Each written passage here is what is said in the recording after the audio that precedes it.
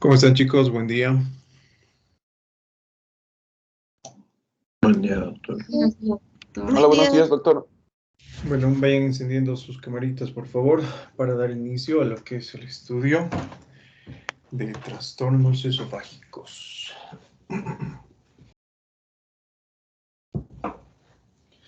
Bueno, como ustedes ya habíamos visto, algunos trastornos esofágicos.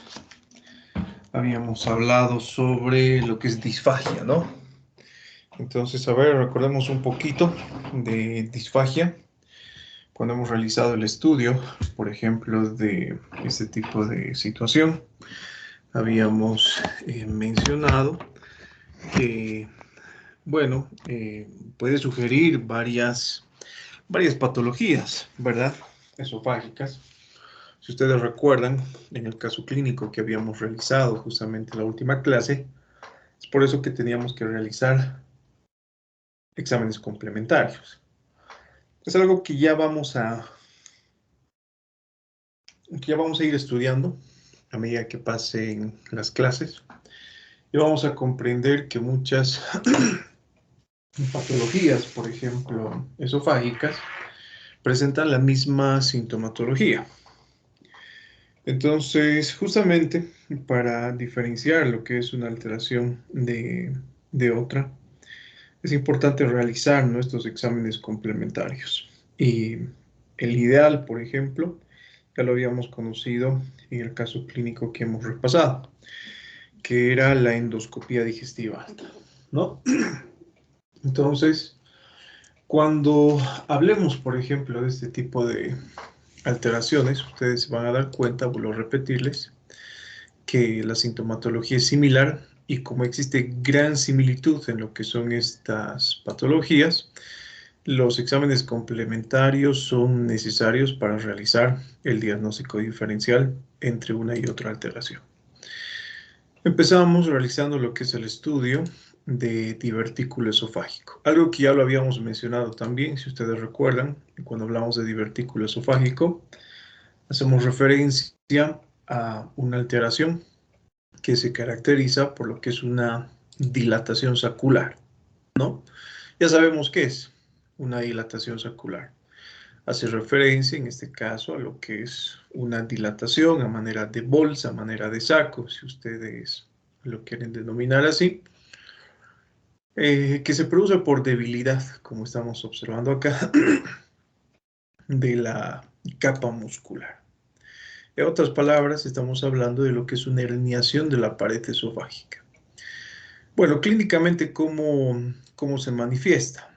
La clínica, como ustedes observan, es, podríamos decir, no es tan objetiva. Existen manifestaciones clínicas que pueden significar cualquier cosa, ¿no? Entre ellas tenemos lo que es el borboteo, tenemos lo que es la aerofagia, tenemos lo que es la tos y tenemos la halitosis. Les pongo el ejemplo. Cuando hablamos de lo que es el divertículo esofágico, existe una dilatación, ¿no? A manera de saco, a manera de bolsa, debido a lo que es el debilitamiento de la capa muscular. Y observen, ¿no? Lo que ustedes están observando en este momento en la imagen corresponde justamente a este tipo de defecto.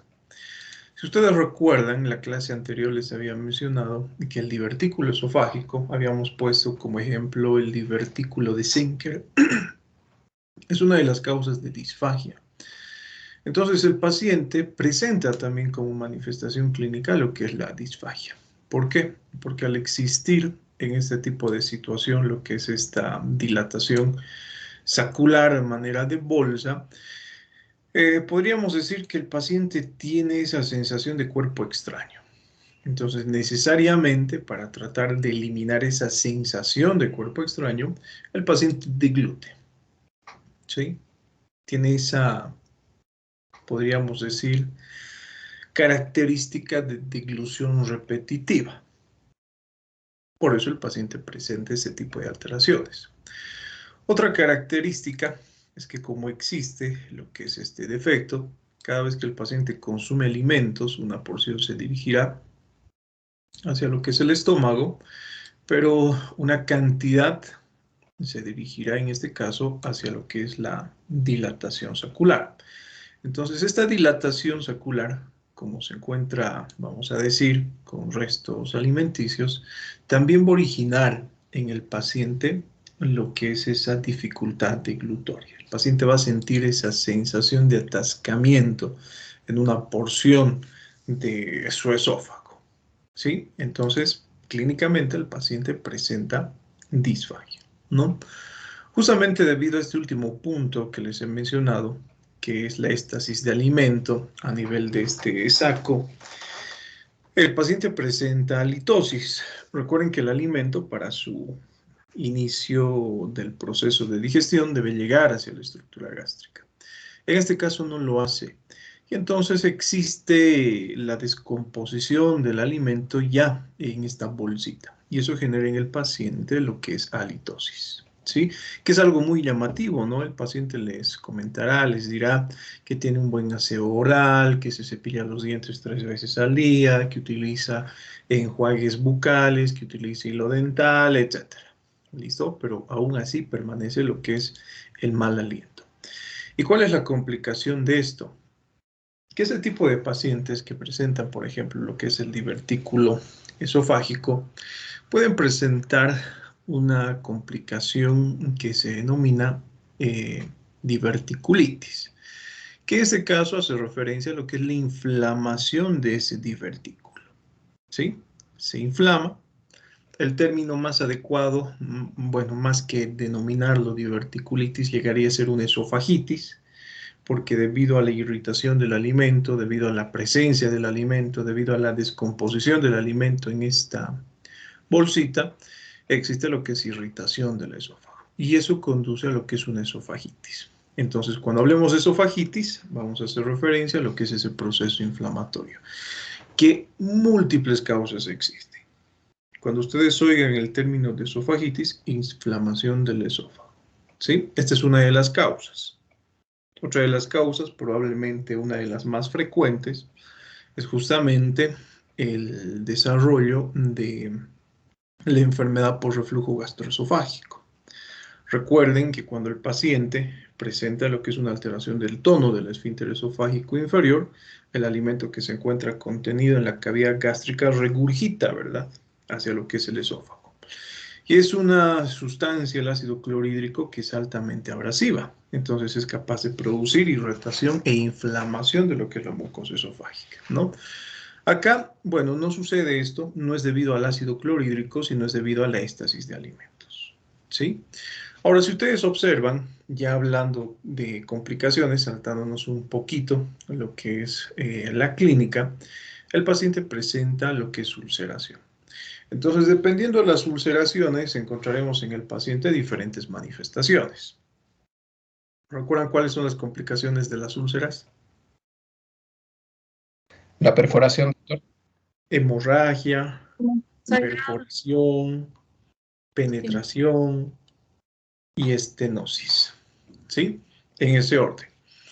Entonces, debido a la lesión ulcerosa, el paciente puede presentar la emisión de, bueno, ese contenido, ese reflujo, o vómitos muchas veces, aunque no es lo característico acá, que tenga contenido hemático o características hemáticas. Eso nos lleva a sospechar en lo que es una hemorragia digestiva alta, ¿no? Y causas de hemorragia digestiva alta también hay muchísimas. Tenemos el síndrome de Mallory-Weiss, tenemos el desarrollo, por ejemplo, de hipertensión portal, que enseguida vamos a explicar por qué es importante conocer esto. Tenemos, por ejemplo, el desarrollo de úlceras gastroduodenales, etc. Entonces, como la clínica, les he mencionado al inicio de la clase, puede ser muy variada, muchas veces se somete a este tipo de pacientes exámenes complementarios como la endoscopía. Y justamente a través de la endoscopía, nosotros vamos a poder observar justamente las alteraciones estructurales que en este caso presenta lo que es el esófago, ¿no? Debido a la ulceración puede existir de la misma forma cierto grado de perforación, de penetración, Y eso ocasiona que el alimento ya no se quede contenido dentro del saco, sino que el alimento vierta hacia lo que es el mediastino. Y en este caso el paciente presenta, bueno, como complicaciones, podríamos decir más grandes, lo que es una mediastinitis, ¿sí? Entonces, eso como complicaciones, ¿no? Ahora, ya sabemos qué es borboteo, ya sabemos qué es aerofagia, ya sabemos qué es tos, pero vamos a hablar un poquito de estos. El borboteo, si ustedes recuerdan, lo habíamos visto en semiología. Es un sonido que hace referencia a la presencia de burbujas, ¿verdad? Cuando ustedes realizan la auscultación a nivel gástrico, por ejemplo, pueden oír el borboteo. Hace referencia a la presencia de alimento, a la presencia de líquido, etc. Acá sucede lo propio. El paciente siente, percibe y ustedes pueden realizar, por ejemplo, también la auscultación de ese sonido borboteante. ¿Y por qué se produce esto? Debido al peristaltismo esofágico. Existe lo que es la presencia de alimento a nivel de lo que es este saquito o esta bolsita. Y recuerden, ¿no?, que los mecanismos para que exista contracción esofágico-peristaltismo están otorgados por los termorreceptores, por los quimiorreceptores y por los mecanorreceptores. Entonces, debido al proceso de distensión, va a existir lo que es un incremento del peristaltismo esofágico, pensando en tratar de eliminar esto que está originando la dificultad deglutiva. Ese movimiento es el que va a originar, ese movimiento peristáltico, es aquel que va a originar el movimiento del contenido alimenticio contenido en ese espacio sacular. ¿Sí? Y eso va a originar el borboteo. Ahora, cuando hablemos de aerofagia, ya sabemos qué es aerofagia. El paciente presenta, en este caso, la deglución de aire. ¿Y esto por qué? Recuerden que en este caso existe este defecto sacular que podríamos decir va a simular lo que es un cuerpo extraño, ¿sí? Entonces, como existe esta dilatación, el paciente va a sentir esa molestia, va a sentir esa sensación de atascamiento en una porción del esófago, y para tratar de deshacerse de esa sensación de atascamiento, ¿qué es lo que hará el paciente? Deglutirá con mayor frecuencia, ¿sí? Como un mecanismo, en este caso, para tratar de eliminar esa sensación de atascamiento. Pero obviamente no se va a eliminar, ¿no? Porque el proceso no es intraluminal. Y cuando hablamos de tos, ¿por qué existirá tos? Porque debido a ese movimiento peristáltico que ya hemos mencionado, que se va a producir como un mecanismo de defensa para tratar de eliminar esto, recuerden que no se va a poder eliminar, ese alimento que se encuentra contenido en esa dilatación sacular, bueno, va a regurgitar hacia lo que es la estructura esofágica, ¿no? Y en este caso ya sabemos qué es lo que va a producir. Ese alimento se va a dirigir hacia lo que son porciones superiores del esófago y puede existir hasta cierto punto lo que es el vertido del contenido alimenticio hacia la vía respiratoria. Eso va a originar en el paciente lo que son manifestaciones respiratorias. ¿Listo? Principalmente lo que es tos. Entonces, a manera de resumen, las manifestaciones clínicas, si ustedes se dan cuenta, son muy inespecíficas. Si ustedes recuerdan el ejercicio que hemos realizado en la última clase teórica, dentro de las causas de disfagia esofágica, encontramos el divertículo esofágico. Entonces, como tenemos lo que es una gran variedad de causas que son capaces de producir disfagia, el diagnóstico se lo hace a través del estudio de imagen. Por clínica es difícil. Yo me atrevería a decir es imposible. Justamente porque las manifestaciones clínicas no son patognomónicas de la presencia del divertículo, ¿no? Entonces, necesariamente para tratar de identificar otras causas que sean causantes propiamente dicho de disfagia, endoscopía. ¿Sí? Así de simple, nada más. El tratamiento es quirúrgico, bueno, eso se lo vamos a dejar al cirujano, pero ya nos podemos imaginar, ¿no?, en qué consiste. El defecto consiste, en este caso, en, bueno, retirar lo que es esa dilatación sacular, en realizar lo que es la resección del divertículo esofágico. Listo. Así de simple. Nada más. ¿Alguna duda o alguna pregunta que tengan hasta acá? Doctor, Adelante. ¿cuáles pueden ser las causas de la diverticulitis esofágica? ¿Por qué puede existir este debilitamiento de pared? Bueno, las causas, por ejemplo, pueden estar relacionadas con diferentes trastornos, ¿no? Puede ser una alteración congénita, puede ser lo que es una debilidad congénita justamente de la pared muscular, puede ser que existan algunas alteraciones erosivas que hayan producido debilitamiento, ¿sí? Por ejemplo, a ver, eh, hablemos de alteraciones en la presión intraesofágica, ¿sí? Pueden ser alteraciones en la motilidad, pueden ser alteraciones, por ejemplo, del bolo alimenticio, el consumo de bolos alimenticios muy, muy grandes, por ejemplo. O sea, las causas pueden ser varias. ¿Listo? Todo lo que hemos visto prácticamente con anterioridad puede estar relacionado con la formación de este tipo de defecto, ¿no? O puede ser que exista lo que es una dilatación excesiva de estas fositas epiglóticas que les he mencionado, ¿no? Justamente secundario a lo que es un defecto de glutorio. Entonces las causas son muy variadas, ¿sí?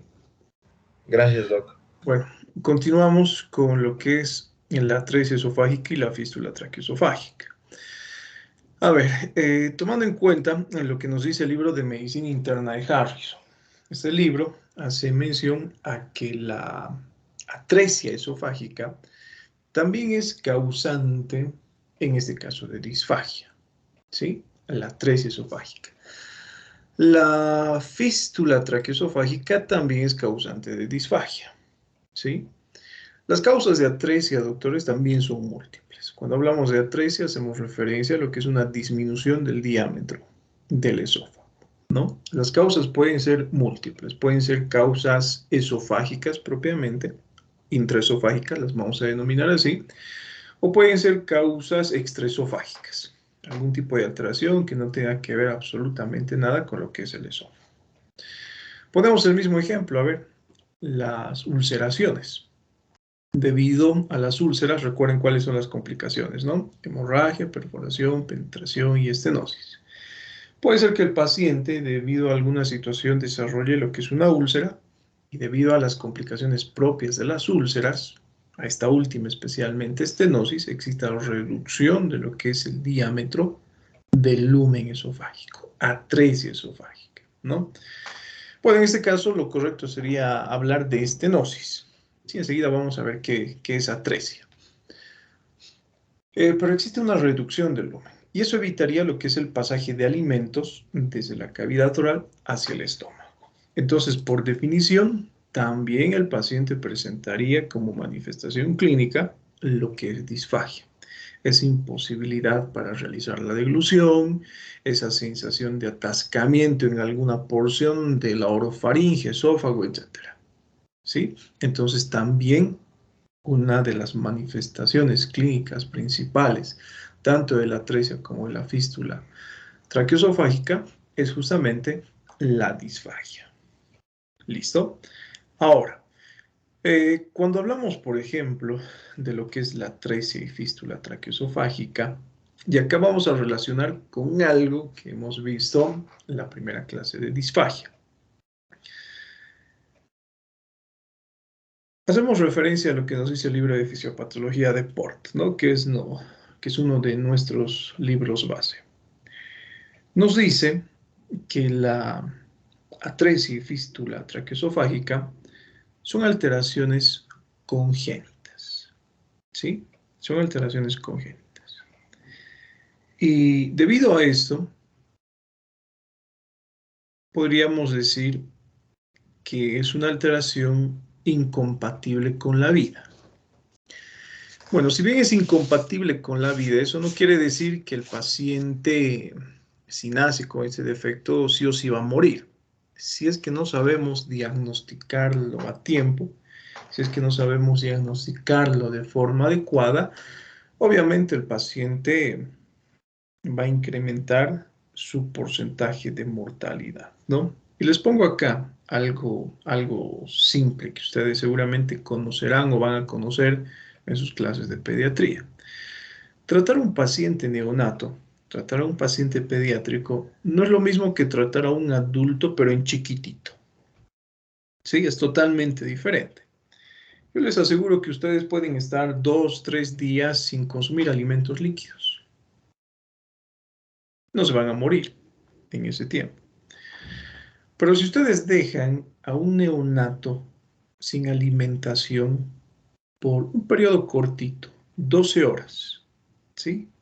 O menos, 6 horas u 8 horas, se deshidrata. Se va a deshidratar, pero así de forma inmediata. Y al cabo de las 12 o 24 horas después de no haber recibido alimentación, se muere, porque existe lo que es el desarrollo de ciertas alteraciones metabólicas. Es capaz de desarrollar, por ejemplo, una acidosis, este niño, en un periodo corto de tiempo. Entonces, por eso decimos que es una alteración incompatible con la vida. Porque si nosotros no reconocemos qué es lo que está pasando con este neonato y dejamos pasar, en este caso, lo que es el tiempo, las probabilidades de supervivencia disminuyen radicalmente. Ese tipo de alteración que estamos viendo ahora, que es la atresia y fístula traqueoesofágica, generalmente se presentan en pacientes prematuros. Entonces, ya el simple hecho de que exista un paciente prematuro asociado a este tipo de condición es mucho más grave. Porque un paciente prematuro, bueno, nace con un peso bajo, no existe lo que es un desarrollo pulmonar adecuado, etc. Y ya me voy adelantando, el tratamiento es quirúrgico, ¿sí? Así de simple. Pero el tratamiento quirúrgico no se lo realiza pues de forma inmediata, ¿no? Tenemos que esperar en este caso que el neonato gane peso. Entonces, una de las condicionantes que nos van a determinar el éxito o la sobrevivencia del neonato en este tipo de patología es el peso. Si es que este neonato pesa menos de 1500 gramos, tiene lo que es un riesgo mucho más alto de muerte. ¿Sí? Y muchas veces, bueno, si ustedes se dan cuenta, la alteración es esofágica. Eso quiere decir que en algún momento de su desarrollo embrionario ha sucedido algo que ha producido una malformación de las estructuras que forman parte del mediastino. ¿Y por qué es importante reconocer esto? Porque es frecuente que no solamente en este tipo de pacientes exista alteración esofágica, sino también es frecuente que estos pacientitos cursen con lo que son defectos cardíacos. Entonces, fíjense que la condición ya de por sí puede ser grave. ¿Listo? Entonces, por eso decimos que es una patología incompatible con la vida. ¿Sí? Sin embargo, es de fácil resolución. Ahora, ¿qué es lo que sucede, por ejemplo, en este tipo de alteración? Cristian, tenía una pregunta antes. Adelante. Sí, doctor, para el diagnóstico en este caso, creo que se podría diagnosticar en la mujer embarazada, ¿no? Por la ecografía o directamente con la clínica cuando ya nace el bebé.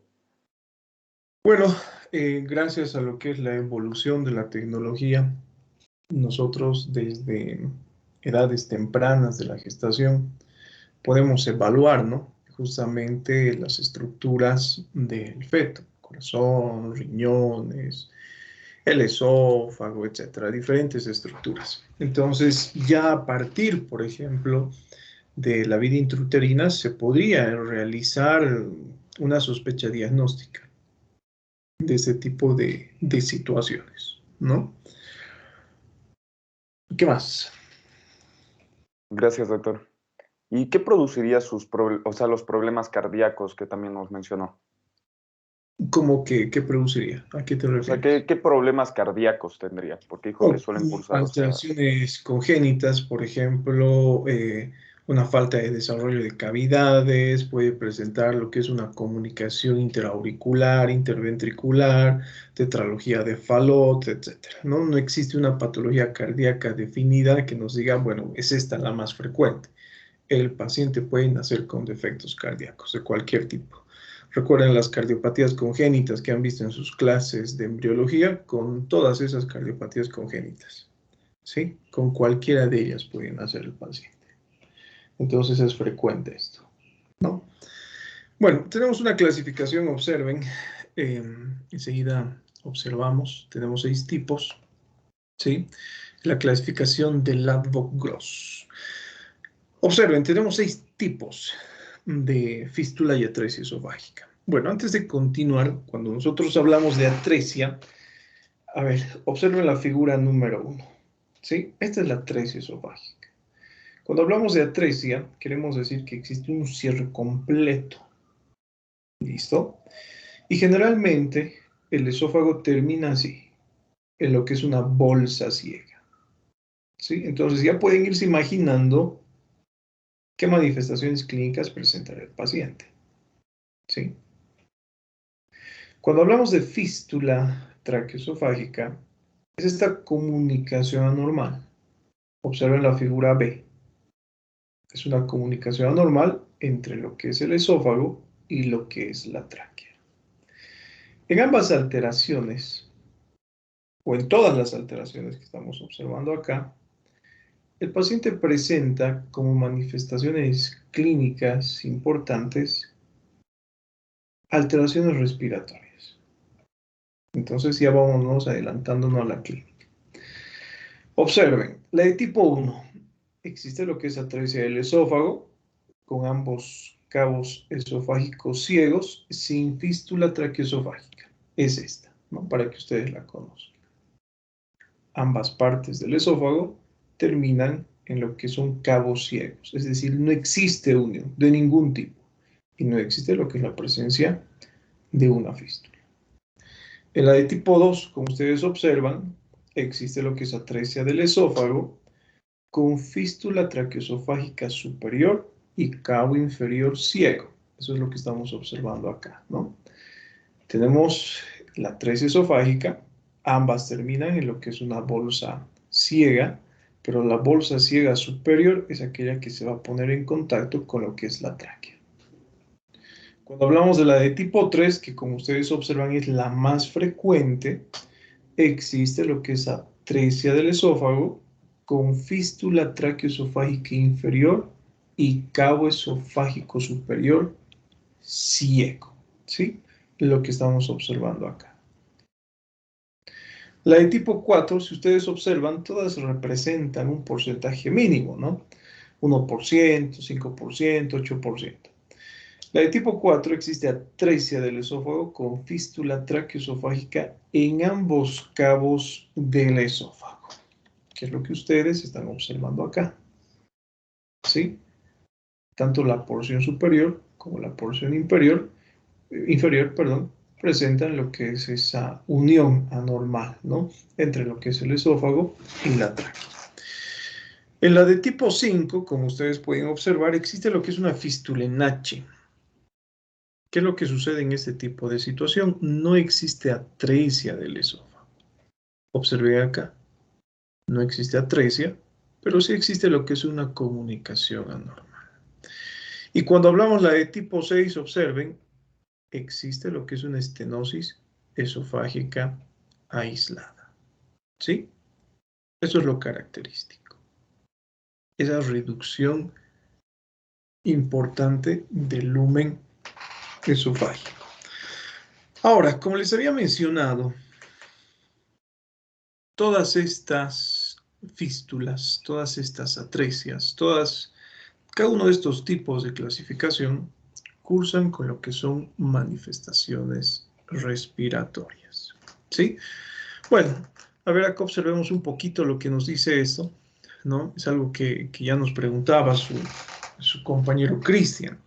Se puede realizar el diagnóstico de edades tempranas, después de las 18 semanas de gestación con polihidroamnios, ¿sí? Y puede haber ausencia de la cámara gástrica y arteria umbilical única. Eso generalmente al examen de ecografía o ultrasonografía pueden indicar este tipo de alteraciones. Y si ustedes observan, el segundo punto nos dice que al nacimiento el paciente presenta lo que es dificultad respiratoria, presenta dificultad para pasar la sonda nasogástrica, enseguida vamos a ver cuál es la importancia de esto, salivación excesiva, distensión abdominal, no siempre está presente la distensión abdominal, cianosis y atragantamiento al alimentarse. Entonces, ¿qué es lo que sucede, por ejemplo, en este tipo de alteración? ¿Cómo explicamos las manifestaciones respiratorias? Vamos a poner el ejemplo, a ver, de esta clasificación de tipo 1. El paciente consume alimentos y al consumir alimentos, recuerden que estos tienen que pasar desde la cavidad oral hacia lo que es el estómago. Recuerden el caso clínico de acalasia que hemos tenido, ¿no? Les había mencionado que el esófago no es una estructura que se encuentre diseñada para almacenar alimentos. La función que tiene el esófago es la de transportar alimentos, la de permitir el paso del alimento desde la boca hacia el estómago, nada más. Pero en este tipo de situaciones funciona como una cavidad, ¿sí? Va a ejercer una función que no le compete. Entonces, ¿qué es lo que sucede, por ejemplo, en este tipo de situación? Va a existir lo que es distensión de la estructura esofágica. Y recuerden, ¿no? Un mecanismo para que exista un incremento de la motilidad, por ejemplo, esofágica es la distensión. Entonces va a existir lo que es un incremento del peristaltismo esofágico y ese incremento del peristaltismo va a provocar en el paciente lo que es la regurgitación del alimento. ¿Sí? Ese puede ser un mecanismo. Otro mecanismo puede ser por mecanismo de rebalse. Tenemos lo que es el esófago, ¿sí? Tenemos lo que es la vía respiratoria y el neonatito consume alimento y por mecanismo de rebalse, bueno, se llena la estructura esofágica y eso produce que el alimento sea vertido, bueno, hacia lo que es la vía respiratoria. El paciente presenta tos, el paciente presenta cianosis, existen manifestaciones clínicas de dificultad respiratoria, etc.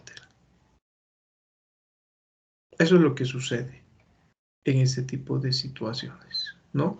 Y como les había mencionado, al cabo de unas horas nosotros vamos a poder encontrar ya manifestaciones clínicas que sugieran incluso lo que es deshidratación. ¿Sí? Entonces, fíjense, por ese tipo de situaciones el paciente presenta alteraciones respiratorias. Pongamos el ejemplo, a ver, de la fístula tipo 2. En este caso, como ustedes observan, además de existir atresia, existe lo que es esa comunicación anormal entre lo que es el esófago y la tráquea. Entonces, cuando el paciente consume alimentos, si ustedes se dan cuenta, debido a esa comunicación anormal, el alimento va a pasar directamente hacia lo que es la vía respiratoria. Entonces, de la misma forma encontraremos en este tipo de situaciones manifestaciones respiratorias, ¿sí? ¿Recuerdan la clasificación de Silverman que les he pedido que estudien el semestre pasado ya en sus clases de semiología? Justamente nos va a permitir identificar el grado de dificultad respiratoria que tiene mi paciente. Entonces, ¿qué es lo que vamos a hacer en este tipo de situación? Vuelvo a repetirles, si bien es una patología incompatible con la vida, porque si yo no soluciono este problema, bueno, se va a morir el niño, es una patología de fácil resolución. Más del 90% de aquellos neonatos que sufren este tipo de alteración sobreviven sin ningún tipo de complicación grande, siempre y cuando sepamos realizar el diagnóstico y tratamiento oportuno. Entonces, ¿cuál será el tratamiento? Bueno, algo importante, a ver, algo importante. Y acá vamos a comparar algo que que me estaba olvidando, ¿no? Algo importante. El paciente presenta regurgitación de alimento. Y si ustedes leen y comparan esto que les estoy mencionando con el libro de Medicina Interna de Harrison, dentro de lo que es el libro de Medicina Interna de Harrison, toma en cuenta este libro la fístula traqueosofágica como causas de probable disfagia. ¿Listo? ¿Recuerdan cuáles son las fases de la deglución? Tenemos una fase oral, tenemos una fase faríngea y tenemos una fase esofágica. ¿Sí? Que las habíamos mencionado como fase oral, fase de transición y fase esofágica en aquella ocasión. ¿Sí? Desde un punto de vista fisiopatológico, les había mencionado, basándonos en lo que es la anatomía, podíamos decir que la disfagia era oral, que la disfagia era faríngea o que era esofágica. ¿Recuerdan qué sucedía en la fase faríngea o oral y faríngea? ¿Qué manifestaciones clínicas encontrábamos en ese tipo de pacientes? ¿Cómo yo me daba cuenta clínicamente que mi paciente presentaba este tipo de disfagia? El alimento sale por la boca. El alimento sale por la boca, ¿no?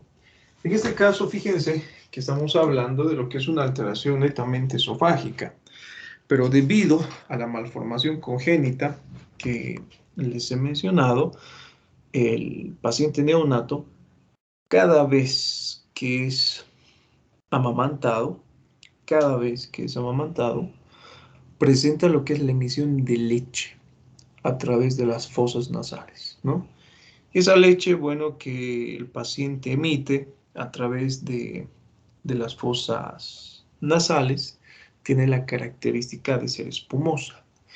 Y cada vez que el niño, por ejemplo, es amamantado, en este caso existe mayor dificultad respiratoria. ¿Sí? ¿Alguna pregunta? ¿Alguna duda que tengan hasta acá? Doctor, Eh, yo vi una vez un video que se supone que era gracioso de un bebé que después de hacer todo un desastre, ¿no ve? Al cambiar el pañal, vomita y vomita con su... O sea, me llamó la atención que vomitaba y salía también la leche por las fosas nasales, ¿no? Como para hacer más desastre. Pero esto es ya un indicio sugestivo de que hay este problema o puede ser también un vómito normal de neonato, digamos. No, la verdad no. Depende mucho de la edad, ¿no? Si esto se presenta, por ejemplo, en el paciente neonato, horas después de haber nacido, vamos a sospechar en esto. Pero un niño que ya tenga 6 meses, por ejemplo, o 4 meses de edad, que presente este tipo de manifestaciones que tú has mencionado, dudo mucho. ¿Por qué? Porque si presentaría este defecto, recuerden que desde el nacimiento se presenta, ¿no? Eh, no debería haber sobrevivido tanto tiempo, la verdad, ¿no? No debería haber sobrevivido. Es lo mismo que nos pasa a nosotros, les había mencionado, cuando estamos comiendo y hablando al mismo tiempo, ¿sí? Nos atoramos, presentamos lo que es tos y los arroces salen por nuestras fosas nasales, ¿verdad? No se considera lo que es un defecto de glutorio, a no ser que sea repetitivo, por ejemplo. Si es que se produce repetición, si es que existen manifestaciones respiratorias, etcétera, por la edad que presente el niño, yo podría buscar otras causas de disfagia, ¿sí? Entonces, fíjense, en este paciente existe disfagia debido a este defecto congénito parietal. ¿Listo? Que no les confunda la clínica. El paciente presenta la emisión de alimento por la boca y fosas nasales, especialmente por las fosas nasales. Sin embargo, no vamos a decir que es un tipo de disfagia orofaringia, sino por la característica de alteración estructural, vamos a decir que es esofágica. ¿Sí? ¿Comprendido, doctores? Bueno, Sí. entonces continuamos. ¿Cómo realizamos el diagnóstico y qué tratamiento le damos a nuestro paciente si no se va a morir? ¿No es quirúrgico, doctor? Tratamiento Quirúrgico, ¿no sería? Bueno, el tratamiento sí es quirúrgico, pero a ver, imagínense, tenemos a un niño prematuro que tiene un peso de 1500 gramos, que si le van a someter a un procedimiento quirúrgico lo van a matar. Carla María José. Creo que ya habíamos hablado de esto a principios del anterior semestre y yo recuerdo haber investigado que el tratamiento primeramente era parenteral hasta que el paciente tenga un peso óptimo para realizar lo que es la intervención quirúrgica. Y también había investigado que podría hacerse después de eso lo que es una gastrostomía. Ya puede ser. Bueno, antes que nada, nosotros debemos evitar que exista esa broncoaspiración, ¿no? Si ustedes han prestado atención a esta clase, debido a la broncoaspiración, existen diferentes complicaciones. Y una de las complicaciones principales es la neumonía por broncoaspiración, ¿sí?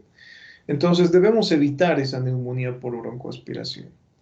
Entonces, ¿qué es lo que haremos? A ver, recuerden lo que les he mencionado. El esófago termina en una bolsa ciega, se almacena alimento acá. Y el responsable de que exista lo que es este tipo de alteraciones respiratorias es esa regurgitación de alimentos. Porque no existe un paso adecuado desde cavidad oral hacia el estómago.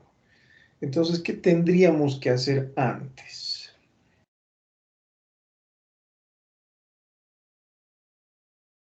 Disminuir el peristaltismo. Disminuir el peristaltismo. ¿Cómo disminuye el peristaltismo? Doc, tal vez aspiración del contenido gástrico. Aspiración en este caso del contenido esofágico, ¿no?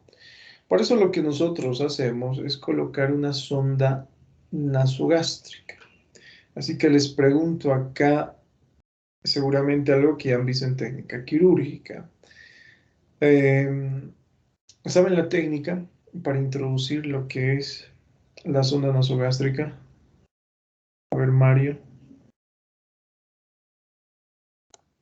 No, doctor.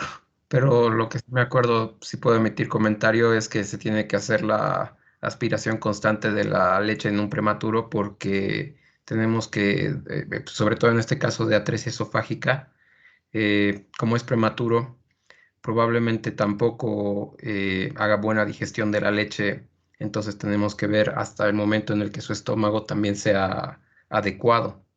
Bueno, no va a ser nada de digestión porque el alimento no va a llegar al estómago.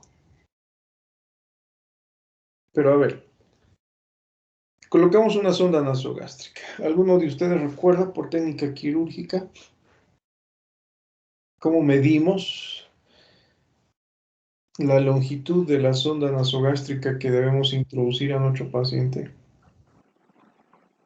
Creo que era doctor de la nariz a la oreja y de la oreja al estómago o a las sifoides.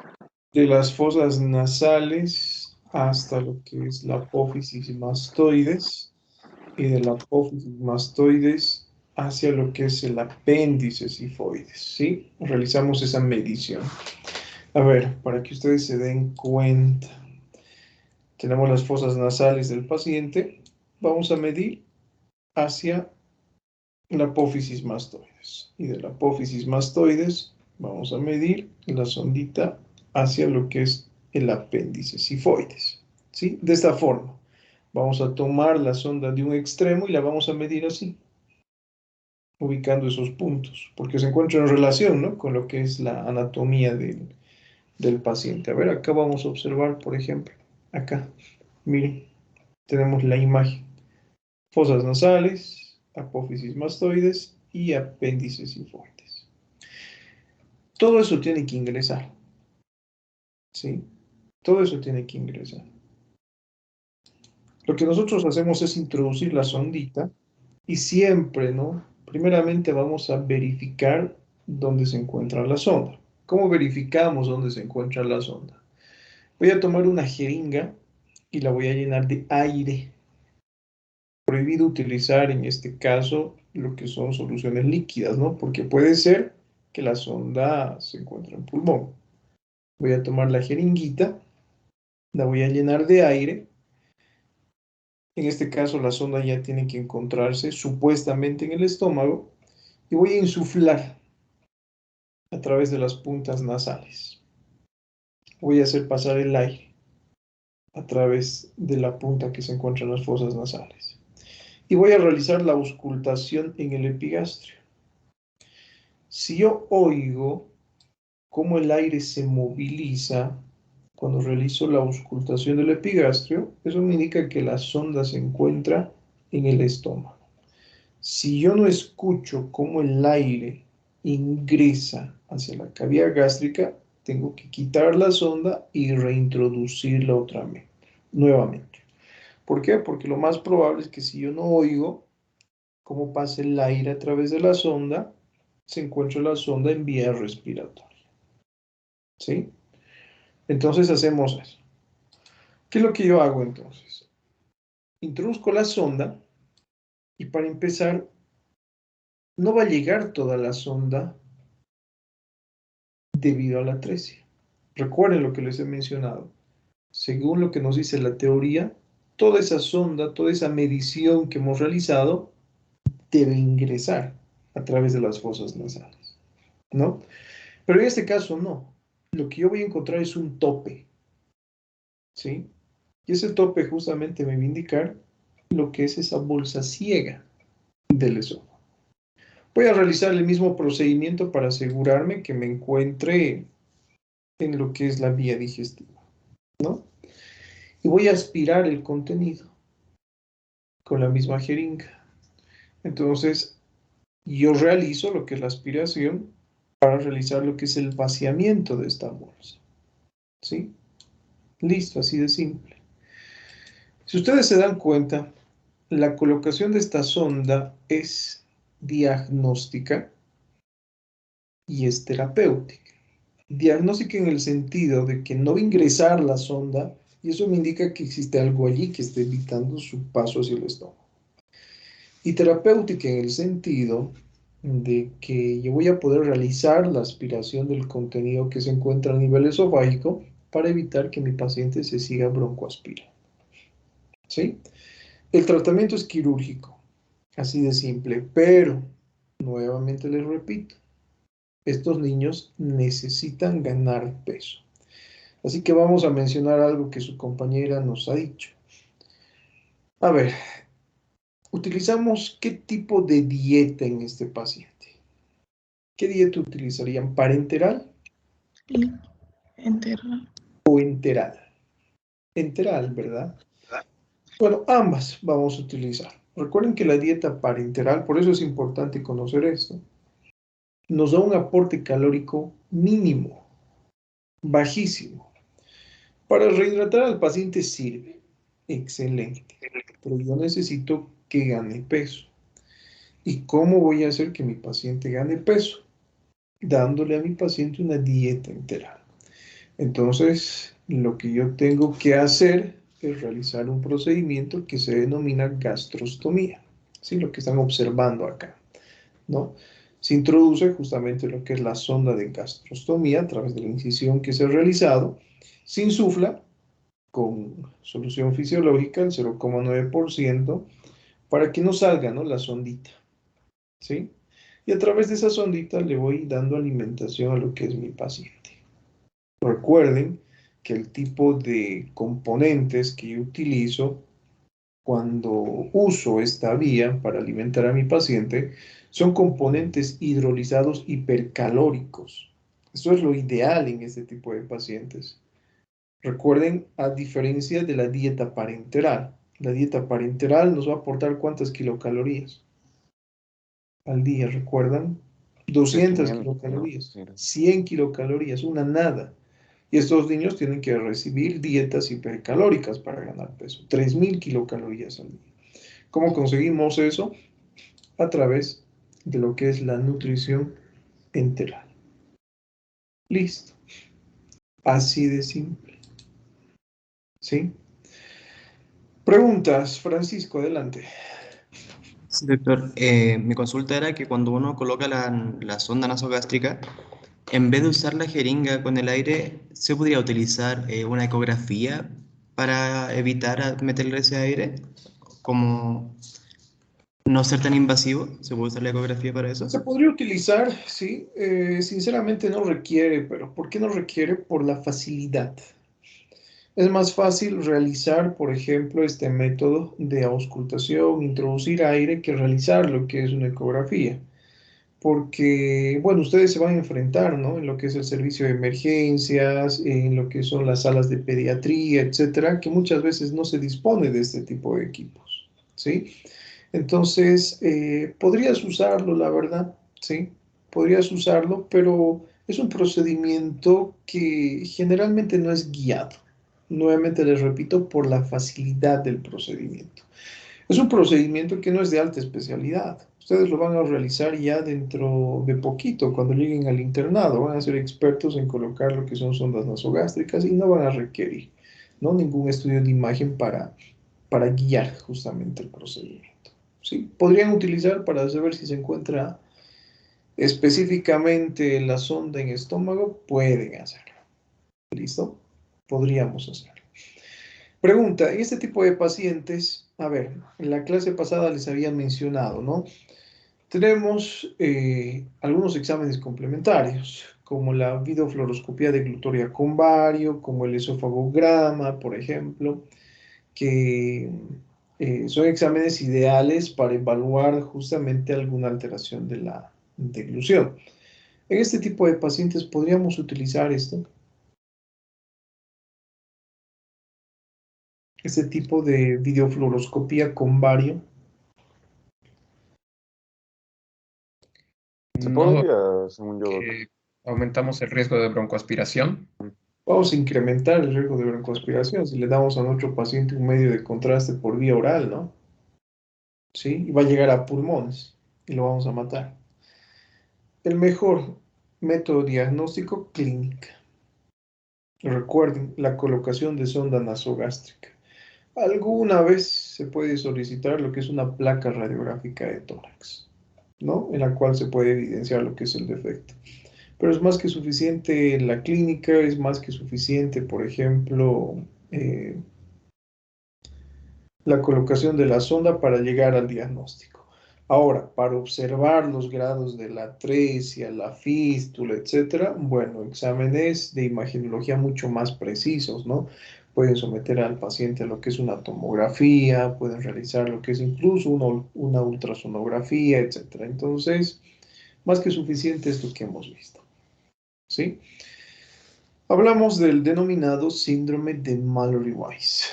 Bueno, algunos de ustedes, no sé si recuerdan, me habían dicho que alguno de sus docentes, ¿no?, les había explicado que el vómito no se considera un mecanismo de defensa, ¿sí? Y él les había mencionado que sí se considera lo que es un mecanismo de defensa. Obviamente que el paciente vomite a repetición ocasiona una serie de alteraciones estructurales. Volvemos a la denominada esofagitis. El paciente presente, en este caso, esofagitis por los vómitos.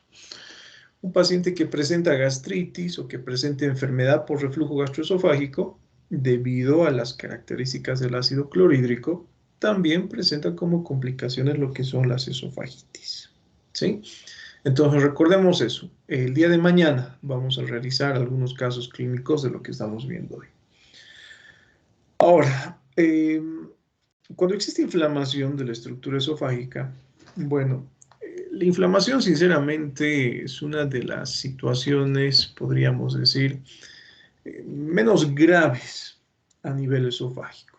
Puede llegar a ser grave, sí, pero debido a la inflamación, debido a la irritación, muchas veces se producen este tipo de hemorragias longitudinales a nivel del esófago, que se conoce con el nombre de síndrome de Mallory-Weiss, ¿sí? O Mallory-Weiss, como quieran llamarle. ¿Listo? Bueno, este tipo de situación, que es el síndrome de Mallory-Weiss, es debido a los vómitos a repetición que presenta el paciente, ¿sí? Esto especialmente es frecuente en aquellos pacientes alcohólicos Y hemos visto en clases pasadas por qué el consumo de alcohol lleva al vómito, ¿verdad? En este caso habíamos mencionado cuál es la importancia de la zona gatillo o zona quimiorreceptora desencadenante. Puede ser que exista también un consumo exagerado de alcohol. Entonces, el paciente, debido a estos mecanismos del vómito que hemos hablado en clases pasadas, tiende a vomitar. ¿Y cuál es el problema de que el paciente presente vómitos a repetición? Que existe no solamente la salida de contenido alimenticio, sino que junto con el contenido alimenticio sale ácido clorhídrico. Y esto es capaz de lesionar la mucosa esofágica, que es totalmente diferente desde un punto de vista histológico a la mucosa gástrica. La mucosa gástrica tiene una alta capacidad de resistir a lo que es el ácido clorhídrico. Más adelante hablaremos de lo que es la barrera mucosa gástrica y veremos cuál es su importancia. Pero en este caso no existe esta barrera a nivel del esófago. Entonces, cuando el paciente, por ejemplo, vomita, existe lo que es lesión de la estructura esofágica. Vuelvo a repetirles, el vómito es un mecanismo de defensa, pero debido a tóxicos abrasivos, debido a lo que es la presencia del ácido clorhídrico, el vómito a repetición tiende a ocasionar lesiones, especialmente a nivel esofágico. Y justamente una de esas alteraciones que nosotros encontramos son estas hemorragias longitudinales. ¿Sí? A ver, adelante Adrián, ¿qué pregunta tiene? Más que preguntas, comentario para complementar. Justo hace un tiempo leí un caso clínico respecto al síndrome Mallory-Weiss y era en una adolescente de 20 años, si no estoy mal, que acudía por vómitos constantes, hemoptisis al momento de toser, entonces eso supuso de una neumonía o alguna afección respiratoria. Se mandó al servicio de gastroenterología para hacer una endoscopía y se encontraron líneas sangrantes en la base esofágica y como antecedentes la chica no refería a alcoholismo ni uso de drogas porque eran factores predisponentes, pero lo que sí manifestaba era que tenía antecedentes de episodios de ansiedad y tenía antecedentes de bulimia. Entonces, había tenido episodios recurrentes de bulimia esta chica y se forzaba los vómitos y esto había causado el síndrome Mallory-Weiss. Bueno, miren, vamos a poner esto. Justamente iba a hablarles de algunas situaciones o causas, ¿no? Las causas pueden ser varias. Puede ser debido a lo que nos ha mencionado su compañero, puede ser debido a lo que es el alcoholismo, puede ser que presente algún tipo de alteración psiquiátrica, psicológica, que haga que nuestro paciente se estimule lo que es el reflejo del vómito. Puede ser debido a diferentes situaciones, ¿sí? Sin embargo, el mecanismo fisiopatológico es el mismo. Emisión de lo que es ácido clorhídrico desde el estómago hacia el esófago, y como el esófago no tiene las mismas características histológicas, existe lo que es daño. Ahora, algo que ha mencionado su compañero, que también es importante. ¿Cómo se manifiesta este tipo de alteración? Con manifestaciones clínicas que sugieren hemorragia digestiva alta. Y si nosotros hablamos, doctores, de causas de hemorragia digestiva alta, encontramos una gran cantidad de alteraciones. Úlcera gástrica, encontramos, por ejemplo, lo que es la úlcera duodenal, la gastritis atrófica crónica, la gastritis erosiva aguda, la infección por Helicobacter pylori, etc. Tenemos una gran cantidad de causas que producen hemorragia digestiva alta. Entonces, ¿cómo llegamos al diagnóstico preciso para síndrome de Mallory-Weiss? A ver, doctorcitos, ya deben estar expertos en esto.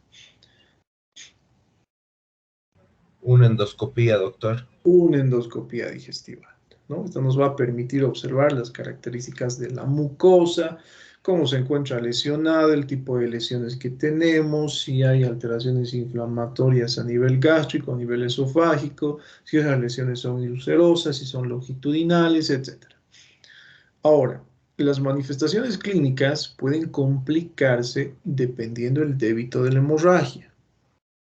¿Sí? ¿Recuerdan shock? Teníamos el shock hipovolémico leve, moderado y severo. Si el débito de la hemorragia es leve, encontraremos un paciente incluso sin manifestaciones clínicas de shock. Probablemente lo más llamativo será los vómitos con estrías de sangre, nada más.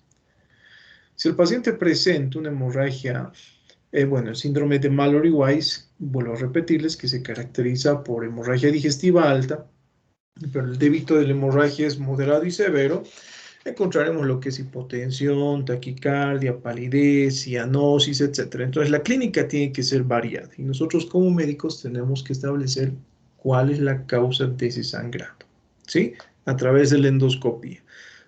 Si en la endoscopía observamos este tipo de lesiones longitudinales, Mallory-Weiss. Así de simple. ¿Listo? Ahora, este tipo de síndrome particularmente puede complicarse con algunas alteraciones estructurales que son muy típicas del paciente alcohólico. ¿Sí? A ver, recordemos lo que hemos visto en semiología, circulación colateral. El paciente que presenta cirrosis hepática de tipo alcohólica presenta una serie de alteraciones estructurales en el hígado. Atrofia. ¿Sí? ¿Recuerdan qué es lo que sucedía con la presión a nivel de la porta debido a la atrofia hepática? Incrementaba. Recuerden que el sistema porta es aquel que va a recoger toda la sangre proveniente del sistema gastrointestinal, proveniente de vaso, proveniente de las extremidades inferiores, etc. Ingresa toda esa sangre al sistema porta, les había mencionado, y tiene que comunicarse con el sistema cava para que sea la sangre llevada hacia la estructura cardíaca nuevamente. Pero en caso de que exista atrofia hepática, en aquella ocasión les había mencionado que existe reducción del diámetro de estas estructuras vasculares. Entonces el paso de sangre no va a ser efectivo. Y eso produce lo que es un flujo de retorno o flujo retrógrado. El paciente, si ustedes recuerdan, que sufre de cirrosis hepática, presenta esplenomegalia, presenta lo que es ascitis, presenta edema en extremidades inferiores, puede llegar a presentar lo que es un estado de anasarca y presenta las denominadas varices esofágicas, ¿sí? Debido a la hipertensión portal en este tipo de pacientes, existe lo que es varices esofágicas. ¿Qué son las varices esofágicas? Son dilataciones venosas tortuosas a nivel del esófago.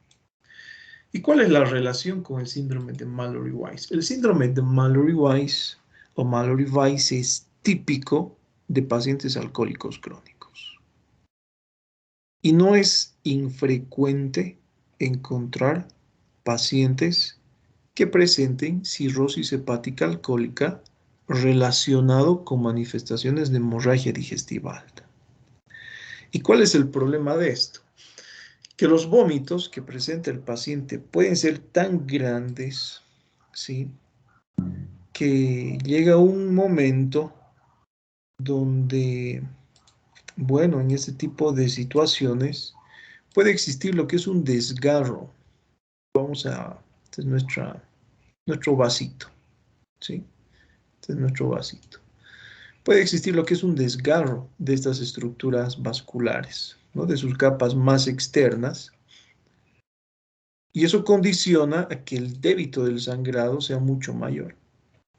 El paciente puede llegar a morirse debido a este tipo de situación, ¿no? Se produce un desgarro longitudinal que justamente afecta a lo que es esa dilatación tortuosa y el sangrado es intenso.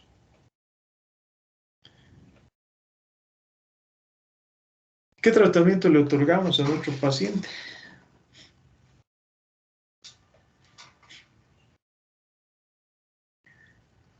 En este caso, podríamos otorgarle lo que es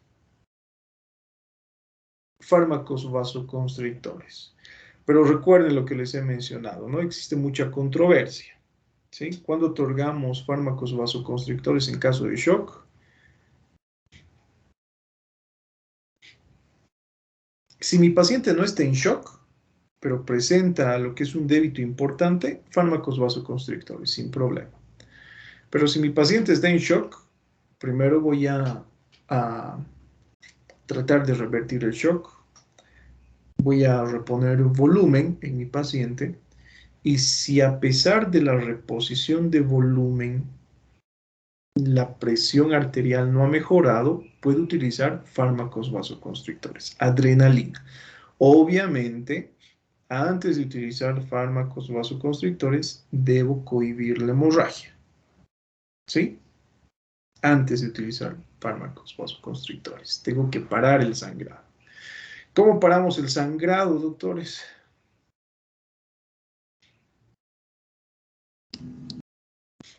Técnica quirúrgica. A ver, ¿quién es su docente de técnica quirúrgica? Doctor, creo que era La función quirúrgica de los vasos sanguíneos. Bueno, antes de la cirugía, ¿qué vamos a hacer? Era una endoscopía con un balón de oxígeno que tapaba. ¿De acuerdo?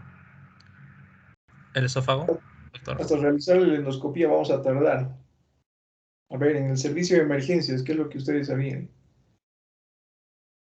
Fármacos coagulantes.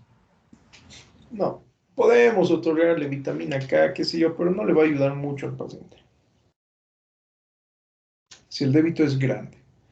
En técnica quirúrgica han conocido la denominada sonda de Blakemore.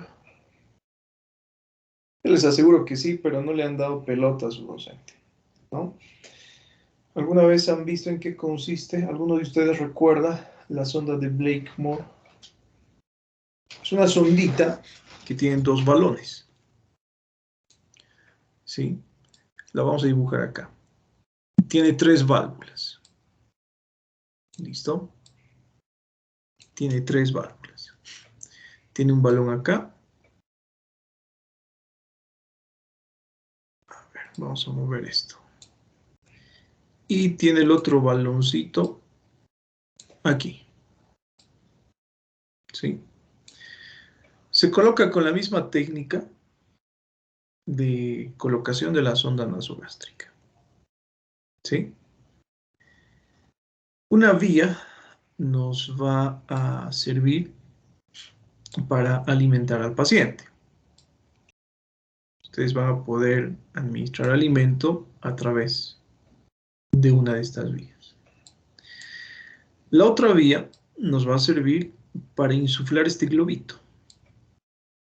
¿Sí? Ese globito se encuentra a nivel gástrico. Vamos a suponer que tenemos lo que es el cardias en este segmento. ¿Listo? Entonces ese globito va a servir como sostén. Cada vez que el paciente trate de retirarse, por ejemplo, este globito va a evitar. Se llena con solución fisiológica también, ¿no? Va a ser como una especie de tope, como seguro. Y a través de la otra vía se insufla lo que es este balón intraesofágico. Entonces, a través de la insuflación de ese balón intraesofágico, nosotros logramos lo que es la hemostasia por compresión. ¿Sí? Tenemos el esófago del paciente que se encuentra sangrando. Ustedes colocan lo que es esta sondita, insuflan, ya sabemos, tanto la parte gástrica como la parte esofágica, y al insuflarse lo que es este balón intraesofágico, por mecanismo de compresión, va a realizar lo que es hemostasia.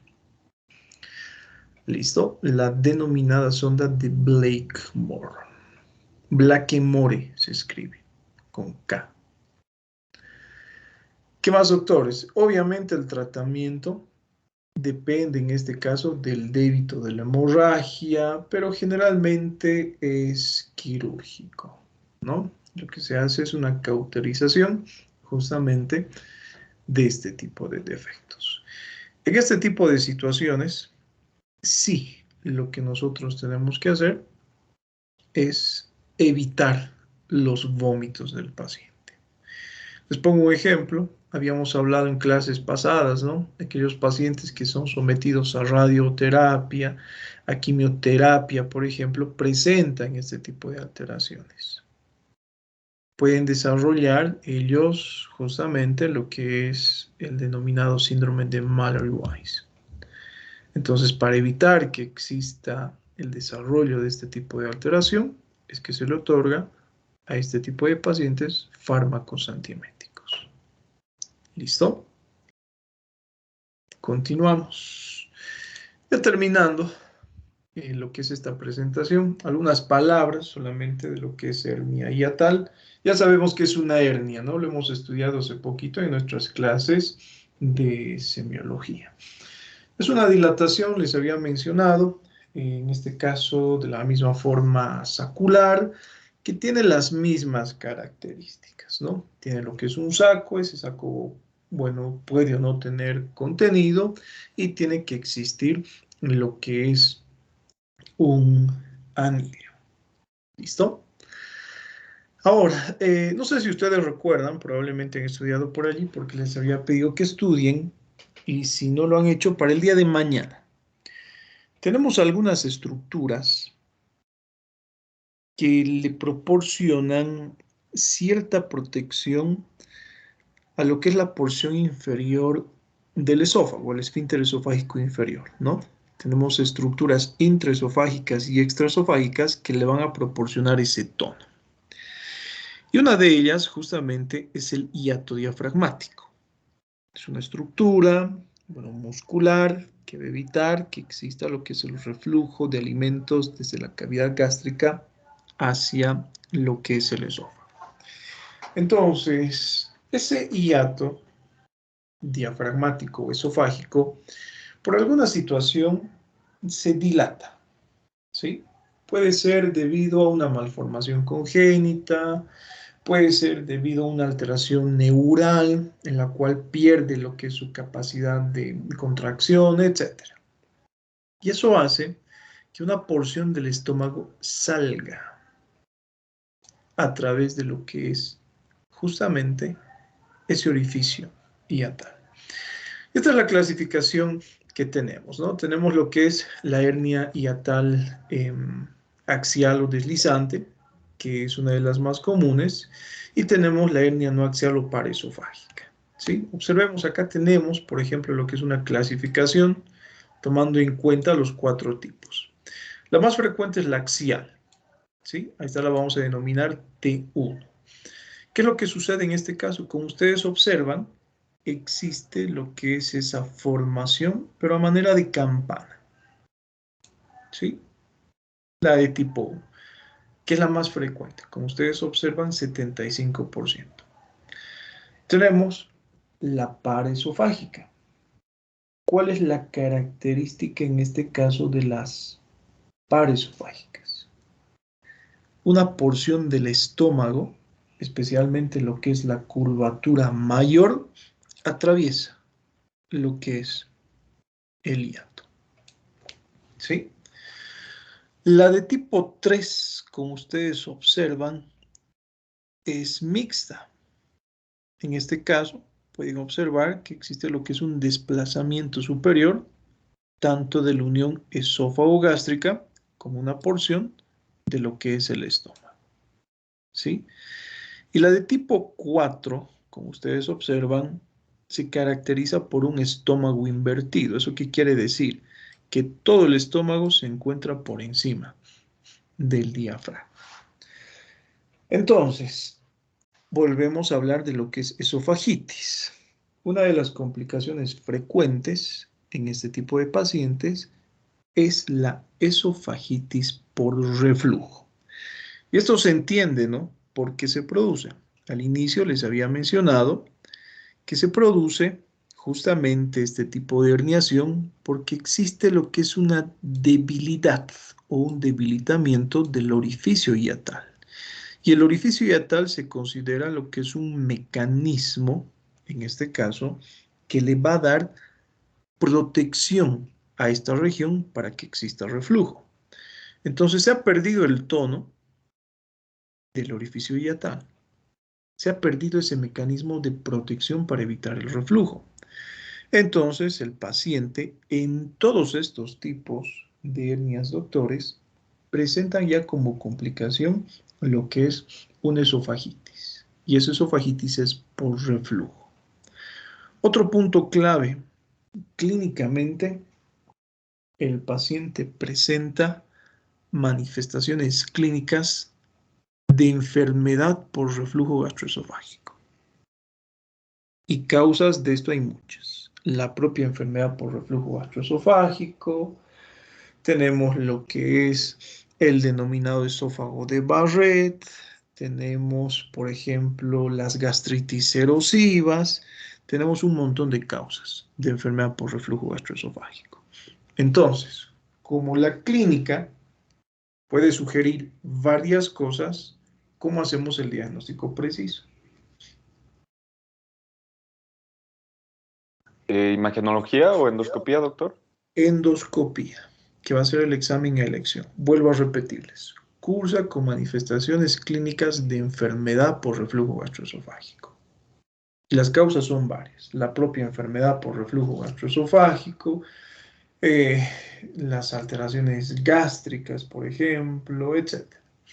¿Sí? Entonces, la forma de estar 100% seguros de que se trata de una hernia hiatal es a través de el estudio de imagen, endoscopía digestiva alta. Esta es la única que nos va a decir cuál es la causa que está produciendo la enfermedad por reflujo gastroesofágico. Y el reflujo es tan intenso y frecuente en este tipo de pacientes que tiende a producir complicaciones como el esófago de Barrett. Observen, ¿no? Debido a la esofagitis erosiva, asociada a la enfermedad por reflujo gastroesofágico, asociada a lo que es este defecto estructural, incrementa la probabilidad de sufrir esófago de Barrett, que ya se considera lo que es una lesión preneoplásica, ¿no? Y acá podemos observar en esta figura, para que ustedes comprendan de mejor manera qué es lo que sucede, esa parte que les estoy señalando corresponde a lo que es lo normal.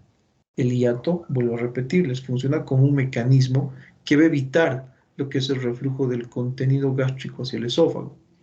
Pero al existir debilidad, una porción del esófago sale, o del estómago, perdón, sale a través del orificio y se pierde ese mecanismo de defensa. Entonces, por lo tanto, va a ser mucho más fácil que exista reflujo desde la cavidad gástrica hacia el esófago. Y eso es lo que va a originar este tipo de alteraciones. ¿Sí? Preguntas o dudas que tengan hasta acá, doctores. Todo claro, doc. Bueno, son patologías sencillas. El fin de semana voy a subir su otra tarea que corresponde a lo que es criterios de Roma, ¿sí? Y bueno, como es una tarea cortita, me lo van a entregar hasta el día lunes. ¿Listo? Les llamo lista, atentos. Doctor, ¿mañana vamos a tener resolución de caso clínico? Sí, así es. Gracias. Bueno, les había mencionado, ¿no? Que las clases de los días jueves vamos a tomarlas específicamente para realizar lo que es la resolución de casos clínicos. A no ser que no quieran y podemos avanzar la parte teórica, no hay problema. Está bien, doc, hacer casos clínicos. Sí, está muy bien esas clases, doc. Entonces vamos a seguir así.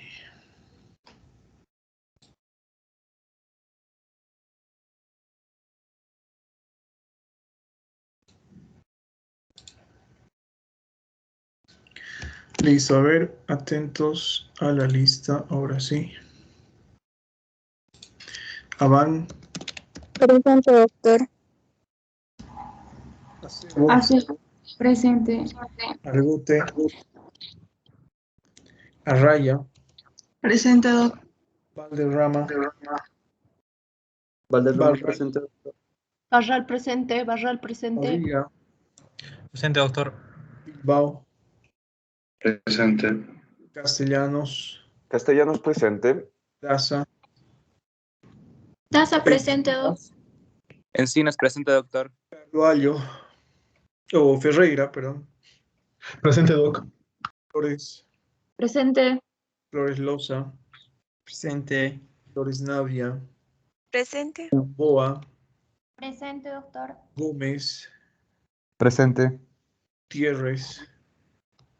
Gutiérrez Fabiola, Presente. Gutiérrez Edi, Presente, doctor. José, Presente, doc. Guaita, Presente, doctor. Ibarra, Presente, doctor. Loaiza, López, López presente, doc. Miranda, Miranda presente, doctor. Miranda Francisco, Presente, doctor. Muñoz, Muñoz presente, doctor. Filipo, Presente. Ortega, Presente, doctor. Ortuño, Ortuño presente, doc. Arco, Presente, doctor. Pérez, Pérez presente, doctor. Arro, Presente, doctor. Iván, Presente, doctor. Riva presente. Acabado, Presente, doctor. Sánchez, Presente, doctor. Shona, Ticona presente, doc. con Flores, Macaflores presente, doc. Velarde presente, doctor. Vélez, Presente, doctor. Zambrano, Presente, doctor. Zamorano, Presente, doc. Centeno, Presente, doctor. Ado, Presente, doctor. Leandro Presente, doctor. y Hacha. Presente. Listo, chicos, nos vemos, que tengan buen día. Chau, chau. Igualmente. Gracias, Saludos, doctor. doctor. Gracias. O no sé si me olvidó.